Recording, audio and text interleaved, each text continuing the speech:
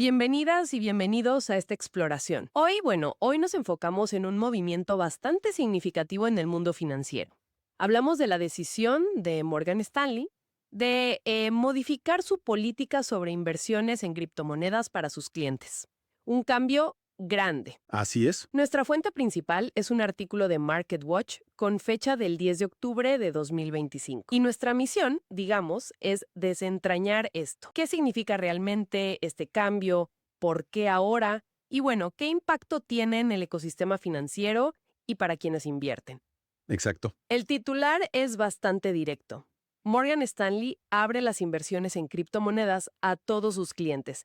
Suena como un paso más hacia la normalización, ¿no?, de estos activos digitales. Ok, vamos a meternos de lleno en esto. Justamente. Y no es solo anunciar el cambio, sino entender la magnitud real. Vamos a analizar qué puertas se abren, cuáles eran las barreras que existían antes, y qué puede significar para la industria y los distintos tipos de inversores. Es que observar cómo un gigante como Morgan Stanley se mueve en estas aguas, siempre da pistas sobre hacia dónde va el mercado. Entonces, entremos en materia. ¿Cuál es el núcleo del cambio según MarketWatch?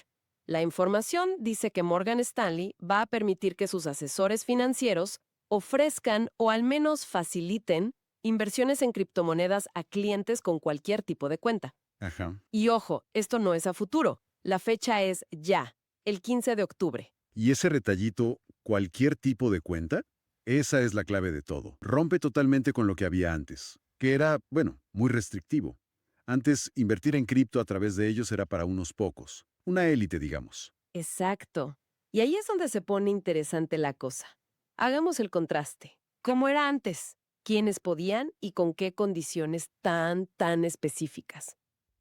El acceso previo era, un cuello de botella muy, muy estrecho. Primero, el cliente tenía que tener una clasificación de riesgo agresiva. Agresiva. Ya eso limita bastante. Claro, porque muchos inversores, incluso con mucho capital, tienen perfiles más conservadores o moderados. No todos son agresivos. ¿Y había algún requisito de dinero además del perfil de riesgo? Sí, y era fuerte. Además de ser agresivo, necesitabas tener como mínimo 1.5 millones de dólares en activos. ¿1,5 millones? Sí, 1.5 millones de dólares en activos bajo gestión, en cuentas de corretaje tradicionales, pero dentro de Morgan Stanley. Es un umbral altísimo. Se asocia a menudo con la definición de inversor acreditado, ¿no? Gente con un colchón financiero importante. ¡Qué barbaridad! 1,5 millones de dólares y perfil agresivo. Pasar de eso a abrirlo para todos, sin importar el tamaño de la cuenta o el perfil, se siente como un giro de 180 grados.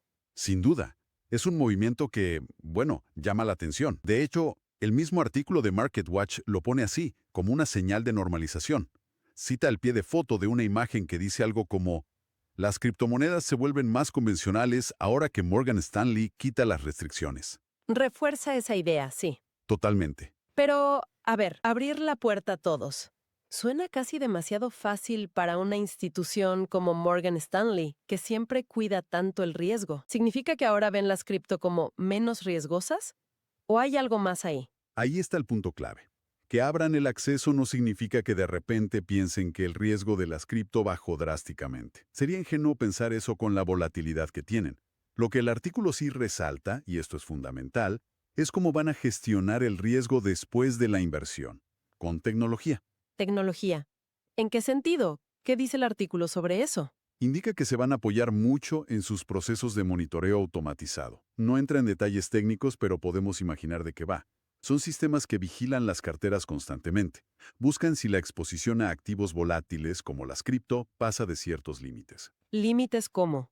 ¿Un porcentaje de la cartera total, por ejemplo? Exacto. Límites de concentración. Podría ser, que la inversión en cripto no pase del 5% o 10% del total. O quizás un porcentaje que cambie según el perfil del cliente. También pueden tener alertas por volatilidad del mercado cripto en general. La idea es usar la tecnología para supervisar a gran escala. Entiendo. Permiten el acceso a muchos, pero con un control automatizado para que la cosa no se salga de madre, ni a nivel individual ni agregado. Es manejar el riesgo masivamente. Ya veo. O sea, no es que ahora las criptos sean como bonos del tesoro para ellos. Para nada. es que confían en sus sistemas para poner como barreras de seguridad después de invertir, en vez de las barreras de entrada tan altas de antes. Justo. Es un cambio de enfoque. De excluir a supervisar continuamente. Exactamente. Les permite responder a la demanda de los clientes, que existe, sin dejar de lado su responsabilidad de gestionar el riesgo. Es una solución pragmática.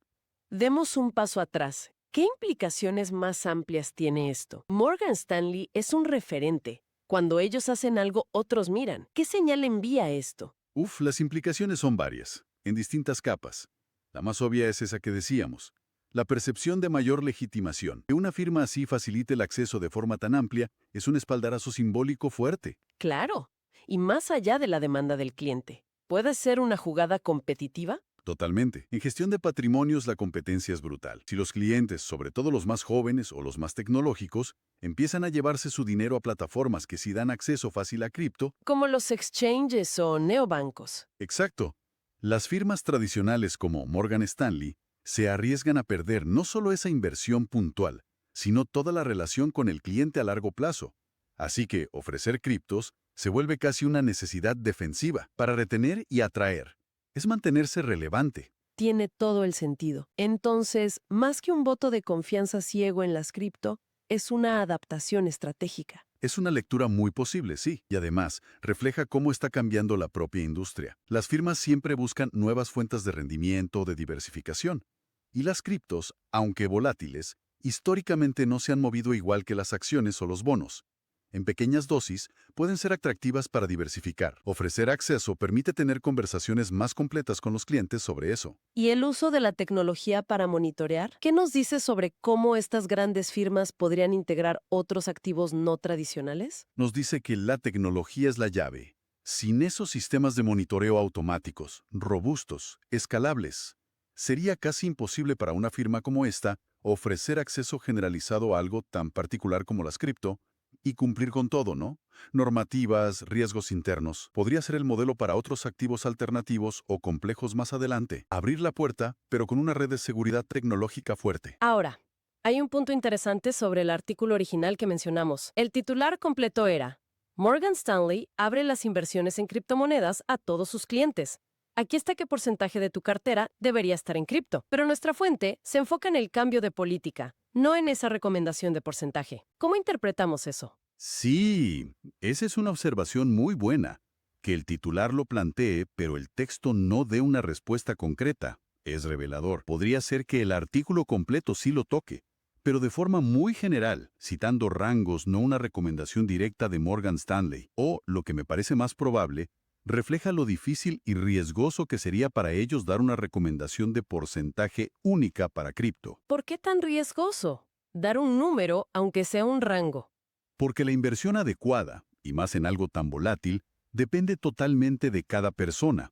Sus metas, su tiempo, su tolerancia a riesgo real, sus otras inversiones. Dar una cifra general tipo, invierte un 5% en cripto, podría ser malísimo para muchos clientes.